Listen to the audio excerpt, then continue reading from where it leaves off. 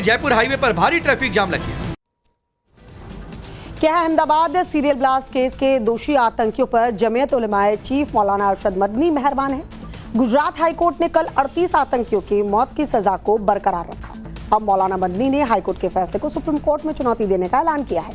High court के फैसले और मदनी के ऐलान पर ओवैसी से लेकर इमरान मसूद तक सब खामोश हैं। सवाल उठ रहे हैं कि आखिर मौलाना मदनी को आतंकियों से इतनी हमदर्दी क्यों है। देखिए सर।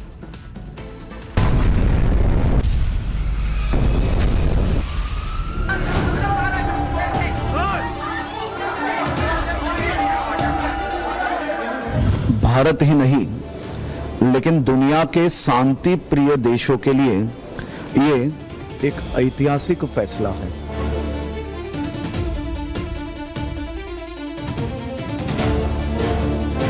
ये स्पष्ट हो चुका है कि तुष्टीकरण के नाम पे कांग्रेस और समाजवादी पार्टी की बी टीम मदनी आज आतंकवादियों का समर्थन कर रही है।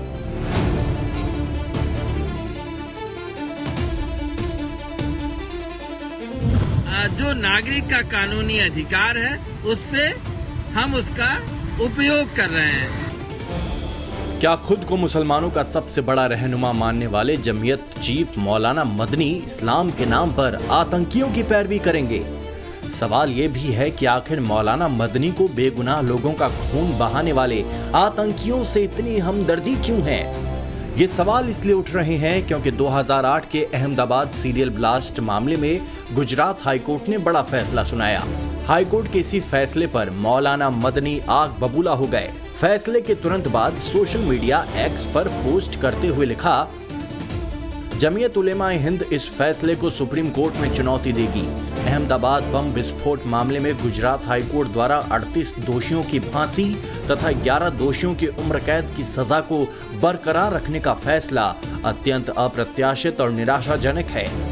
जमीयत उलेमाए हिंद इस निर्णय को सर्वोच्च न्यायालय में चुनौती देगा। हमारी पहली प्राथमिकता 38 दोषियों की फांसी की सजा पर तत्काल रोक प्राप्त करना है, जिसके लिए वरिष्ठ आपराधिक कानून विशेषज्ञ अधिवक्ताओं को आवश्यक कानूनी कार्रवाई शुरू करने के निर्देश दे दिए गए हैं। मौलाना मदनी यही नहीं रुके, अक्षरधाम मंदिर धमाके का उदाहरण दिया और लिखा, जमीयत उलेमाए हिंद इन सभी मामलों की पूरी मजबूती से कानूनी पैरवी करेगी और हमें पूरा विश्वास है कि सर्वोच्च न्यायालय तथ्यों और साक्ष्यों के आधार पर न्याय करेगा। हमें उम्मीद है कि 38 लोगों को फांसी की सजा से राहत मिलेगी तथा संबंधित मामलों में न्याय सुनिश्चित होगा इंशाअल्लाह। कानून के मुताबिक निचली कोर्ट के फैसले को चुनौती देने का अधिकार हर किसी को है, लेकिन सवाल है कि जिन आतंकियों ने बेगुनाहों का कत्ल किया, 70 मिनट में ताबड़तोड़ बम धमाके किए, 56 लोग मारे गए, 200 से ज्यादा घायल हुए, उन आतंकियों की पैरवी के लिए मौलाना मदनी इतने उतावले क्यों हो रहे हैं? क्या मजहब के नाम पर और तुष्टीकरण की राजनीति के लिए मदनी इन आतंकियों पर मेहरबान हो रहे हैं? बीजेपी मौलाना मदनी के इस फैसले पर सवाल उठा रही है। बीजेपी का आरोप है कि कांग्रेस और समाजवादी पार्टी की बी टीम बनकर मदनी तुष्टीकरण की राजनीति के लिए आतंकियों को बचाने में लगी हुई है। अरशद मदनी का बयान कांग्रेस और समाजवादी पार्टी की विचारधारा को स्पष्ट करता है, क्योंकि अरशद मदनी को बैक करने वाली कांग्रेस और समाजवादी पार्टी की लीडरशिप है। इससे स्पष्ट होता है कि तुष्टीकरण की राजनीति के लिए ये आतंकवादियों तक का समर्थन करते हैं। याद करिए, जब अखिलेश यादव की सरकार थी तब इन्होंने अयोध्या और बनारस के ब्लास्ट एक्यूज तक के रिहाई के लिए उत्तर प्रदेश के इलाहाबाद हाईकोर्ट में पैरवी करी थी और सोनिया गांधी ने बटला हाउस के आतंकवादियों पर आंसू बहाए थे। आज ये स्पष्ट हो चुका है कि तुष्टीकरण के नाम पे कांग्रेस और समाजवादी पार्टी की बी टीम मदनी आज आतंकवादियों का समर्थन कर रही है। हालांकि पहला मौका नहीं है जब जमीयत उलेमाए हिंद आतंकियों की मदद के लिए आगे आया है।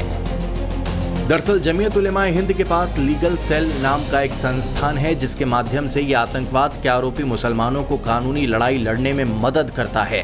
इसकी स्थापना 2007 में हुई थी। मीडिया रिपोर्ट्स के मुताबिक जमीयत उलेमाए हिंद ने लगभग 700 आरोपियों को अपनी सेवाएं प्रदान की हैं। इस तरह के हस्तक्षेपों के कारण 2007 से 2023 तक कम से कम 400 आरोपियों को बरी कराया जा चुका है। ऐसे कई मामले हैं, आतंकवादी घटनाएं हों या फिर दंगा भड़काने की साजिश। जमीयत उलेमा हिंद मजहब के नाम पर आरोपियों का बचाव करने और उन्हें कानूनी सहायता देने के लिए आगे आए हैं।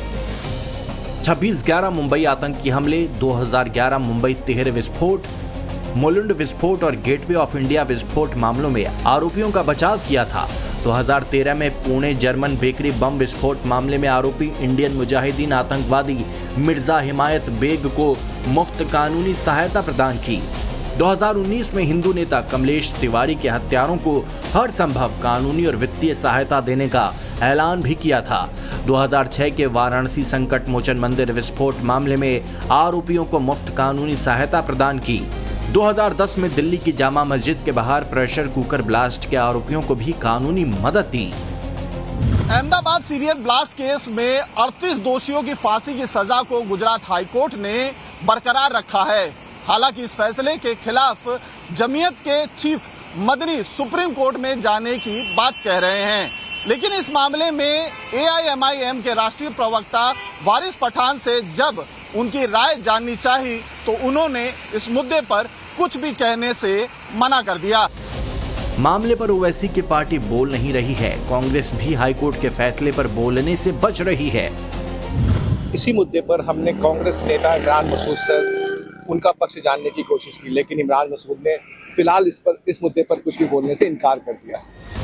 हालांकि समाजवादी पार्टी नागरिक अधिकार की बात कहकर मौलाना मदनी के हाईकोर्ट के फैसले को चुनौती देने की बात को सही ठहरा रही है। जिन लोगों को सजा हुई है वो अपील में जा रहे हैं। अपील नागरिक का कानूनी अधिकार है।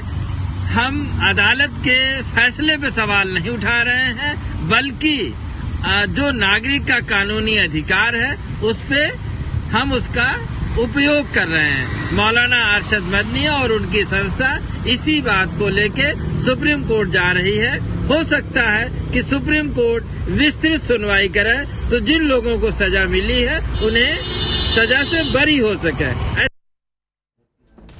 48 घंटे का अल्टीमेटम खत्म और अब अगले 48 घंटे में क्या होगा ये मुनीर सोच भी नहीं सकता। तो क्या फिर से पाकिस्तान का भूगोल बदल जाएगा? क्या मुनीर की हरकतों का परिणाम पूरा पाकिस्तान भुगतेगा? POJK थमने को तैयार नहीं है। आखिरी जंग का ऐलान कर दिया गया है। आज की रात आखिरी है। कल क्या होगा दुनिया इसका इंतजार कर रही है। POJK की डेडलाइन खत्म हो रही है। आज की रात और फिर कल का दिन ये तय करेगा कि पाकिस्तान का इतिहास कितना बदलेगा और भूगोल पर क्या असर होने वाला है। लगभग महीने भर का संघर्ष, नारों का जोर और शहबाज मुनीर के खिलाफ बगावती शोर क्या किसी ऐसे परिणाम तक पहुंचेगा जहां से पाकिस्तान के वापस लौटने के दरवाजे बंद हो जाएंगे? मुजफ्फराबाद, रावलकोट, मीरपुर या फिर कोटली अपने हक हुकूक के लिए सड़क पर उतरी POJK की आवाम का सब्र टूटता दिख रहा है। ज्वाइंट अवामी एक्शन कमेटी के नेतृत्व में मुनीर आर्मी और शहबाज सरकार के तानाशाही रवैये के खिलाफ अब आर या पार के जंग की तैयारी शुरू हो गई है। बेशक मुनीर की फौज इन प्रदर्शनकारियों पर जुल्म के इंतहा पार करने में कोई कसर नहीं छोड़ रही। बावजूद इसके इंकलाब के नारों का शोर थमता हुआ नजर नहीं आ रहा। POJK का कोई ऐसा इलाका नहीं जहां से आजादी के नारों की गूंज ना सुनाई दे रही हो, लेकिन अब आखिरी जंग की तैयारी कर ली गई है। पाकिस्तानी हुक्मरानों की फेल्ड पॉलिसी और करतूतों से 1971 में पाकिस्तान का नक्शा बदला था। कुछ ऐसे ही संकेत फिर से दिखने लगे। फील्ड मार्शल मुनीर के कायराना और तानाशाही रवैये के कारण POK की आग अब शांत होती नहीं दिख रही। पाकिस्तानी हुक्मरानों को दी गई 48 घंटे वाली डेडलाइन का काउंटडाउन शुरू हो चुका है। जिस POK के भरोसे पाकिस्तान इतराता फिर रहा था, जिसके रेयर अर्थ मिनरल को बेचकर मुनीर अपनी जेब भर रहा था, अब उसका चैप्टर क्लोज होना तय माना जा रहा है। और जल्दी ही वो समय आने वाला है जब POK मुनीर शहबाज के लिए किसी बुरे सपने जैसा हो जाएगा।